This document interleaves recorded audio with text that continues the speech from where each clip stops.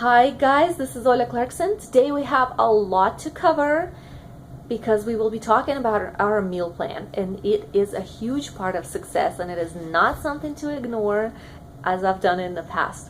So let me tell you, first time I got a Beachbody program, it was P90X, and it was about 5 or 6 years ago, and it came with this nutrition plan which is thick, huge, and it's got a lot of pages, a lot of different options depending on your goal, and it has recipes, and the whole meal plan it contains these recipes that need these special ingredients that I didn't necessarily like, and I didn't want to play with recipes so much as to learn a whole new cuisine basically. So I didn't know what to do because I got my program off of Amazon and I didn't have a coach to go to with questions. So I just kind of put it aside and only stuck with the workouts. And even then, I did not follow the workout schedule exactly. So I was just doing whatever suited my fancy that day. Now, I did not have weight to lose. That was not my goal. I wanted muscle. And the only thing I saw on me was my abs. That is the part of my body actually that gets developed pretty quick.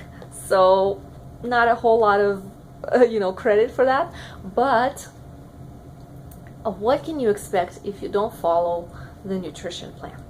Now, I haven't done another DVD for years and years till last year when I became a coach, and I started with 21 Day Fix Extreme, and now that thing was not just a bunch of DVDs and a booklet. That came with, number one, a coach, mentor, number two, containers.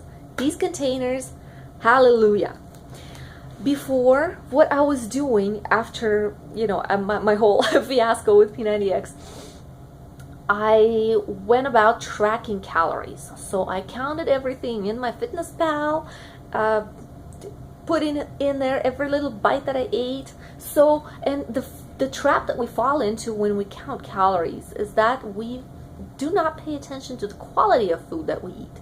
We just go for the lower calories, the better. So that means that I was eating a whole lot of non-fat, low-fat, no carb, whatever, sugar-free things, which are are just full of stuff that you don't want to be eating. They're in all sorts of low-fat stuff. There's added sugars, there's all sorts of gums, there's artificial flavors, colors, sweeteners. All the sugar-free stuff is also off the charts as it comes to chemicals in it.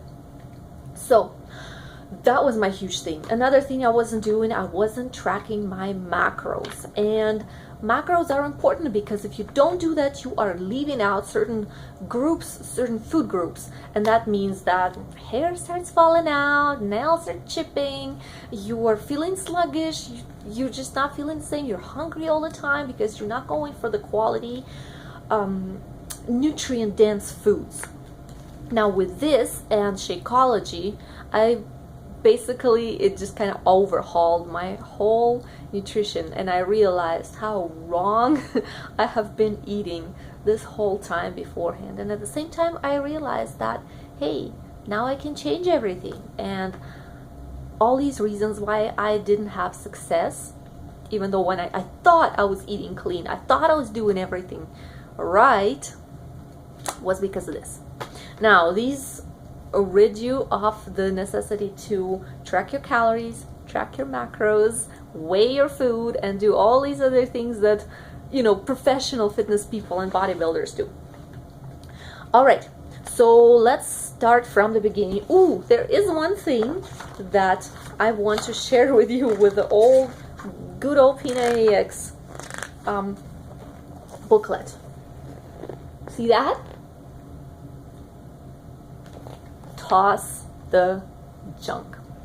Now, I know you are probably not living in the house all by yourself, and the people that you live with, they might want something.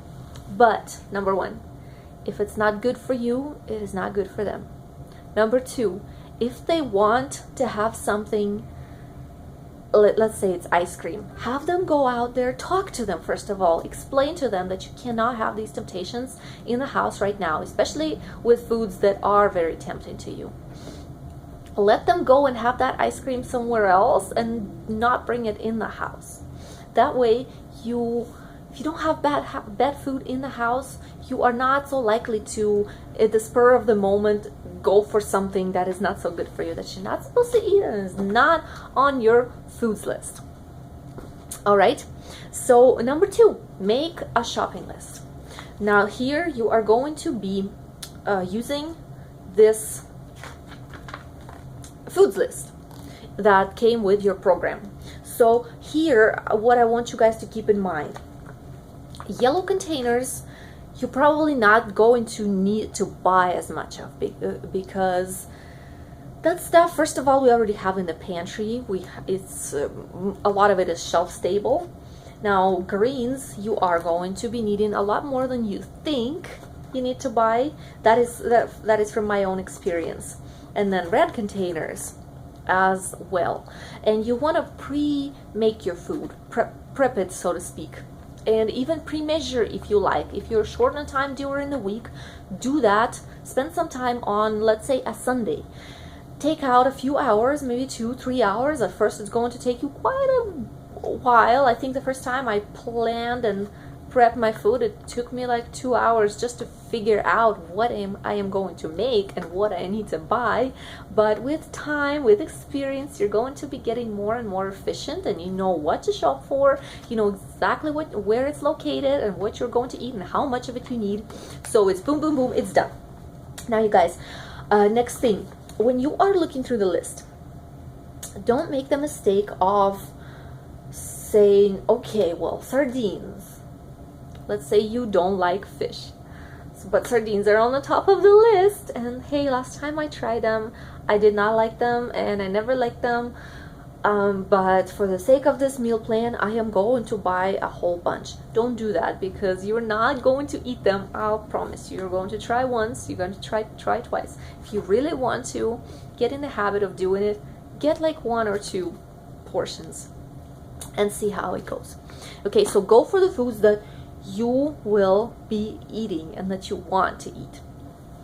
Next thing you want to do is you want to, I'm assuming you've already figured out, you've used the formula, you figured out what plan you're on, how many of which containers you need.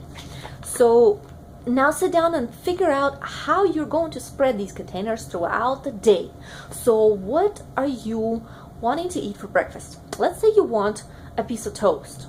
So that's your yellow container, mark that off. So let's say you want a cup of blueberries, or your purple container of blueberries, mark that off. Let's say you want to have an omelet, so that will be maybe some vegetables, and your red container. Mark that off so that you know what exactly you have left for the rest of the day. From there, now you guys, I want you to have 5 to 6 small meals a day. So don't like eat 2 huge meals and a Shakeology. That's it. That is not very good for you. Why? Because your food is your fuel, and you gotta keep those blood sugar levels somewhat stable. Otherwise, it drops, and you get hungry, and you get cranky, and you get headaches, and you are tired and feeling exhausted. So don't do that. Keep it somewhat even. So for me, what works the best is 3 meals. I consider Shakeology my meal because of all the stuff that I put in it. So 3 meals, and then I have 2 snacks. I have 1 snack somewhere in between, maybe lunch and dinner, and another one I have after dinner, closer to bedtime. So that is just me, but for you, figure out. But try with your yellows and your purple containers, which are your fruits and your carbs, try to keep them, my hair is tickling my nose. Try to keep them somewhere in the first half of the day, so be done with them by about 6 o'clock. After that, just stick to vegetables, lean proteins, maybe healthy fats. All right, so how to meal prep?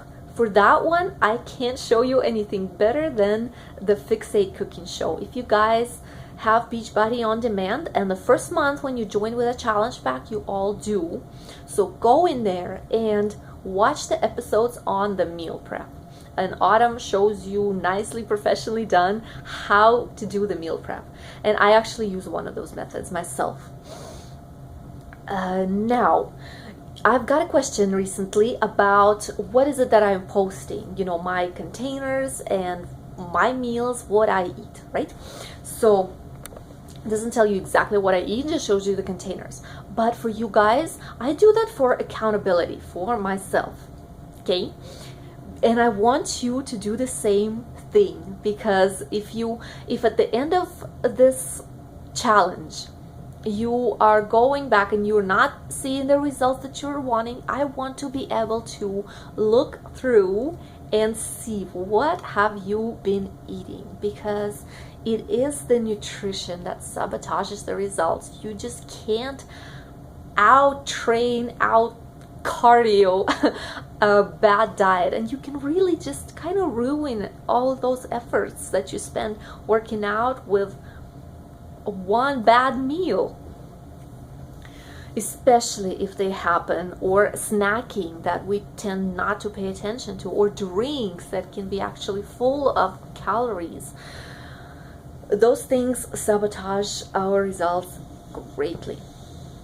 So for that reason, I'm going to ask you guys to take a picture of your tracking sheets, or if you're using an app, take a snapshot of your, like a screenshot of your day of eating, or simply write a message along when you're logging in your workout at the end of the day. Write me a message, not a message, but like a comment, and tell me if you have followed your meal plan today. And if you have not, what was it that you didn't do, or what was it that you ate extra? All right, guys, and another thing to keep in mind is that this first week, sometimes 2 weeks, and in many cases, actually the whole first challenge, the whole first round is trial and error. You still might not know how to spread out your containers. You might not know what foods to go for. You might still be working on your workout schedule and figuring out where to fit it best. So just consider this round your phase one and stick with it for the long run.